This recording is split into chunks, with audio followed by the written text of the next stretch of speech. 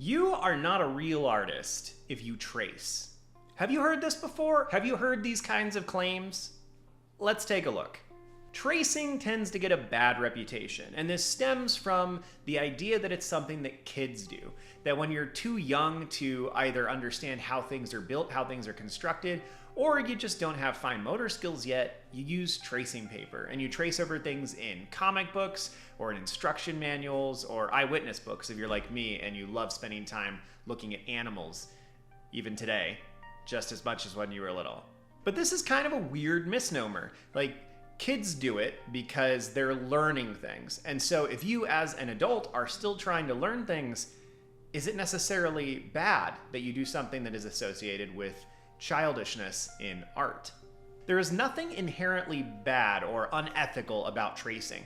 In fact, there are several very prominent places that it has good use, where it can be used as a tool to help you in your path. Tracing can be used by hobbyists and professionals alike to simplify very complicated forms. It's actually something that I watched in a professional artist's video just yesterday.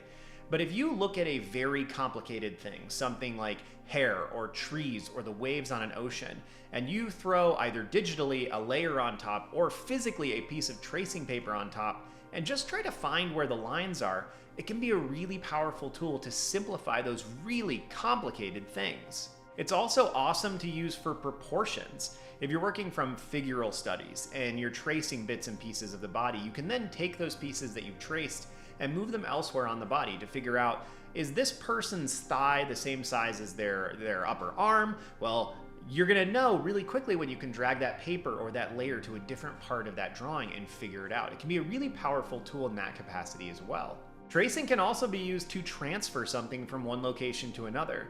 Let's say you made a really awesome drawing and you're struggling to replicate it the second time. You can easily use tracing paper or just a paper that allows you to trace using something like a light table or, like we did in the old days, a window, and you can transfer that onto a new medium. I've done this a lot of times, and sometimes it's really good to do this when you've got a lot of elements that you're trying to put into something in physical traditional media.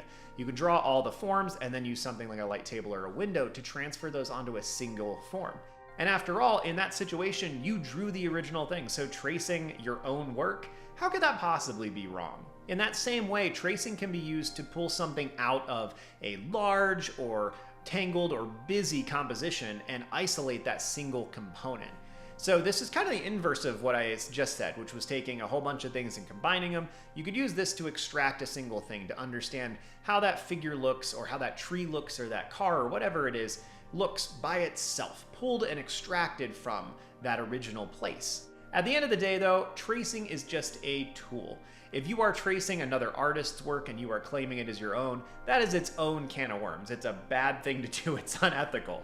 It's often referred to as plagiarism, but that's not what all tracing is. Tracing by its nature is just a tool that we can use as artists. So like all tools, use it responsibly, but there is nothing wrong with tracing. And you can in fact trace and still be a real artist, whatever a real artist is.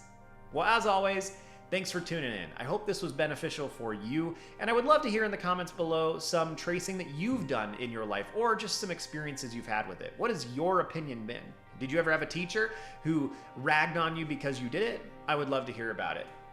Have a good one, y'all. See you soon.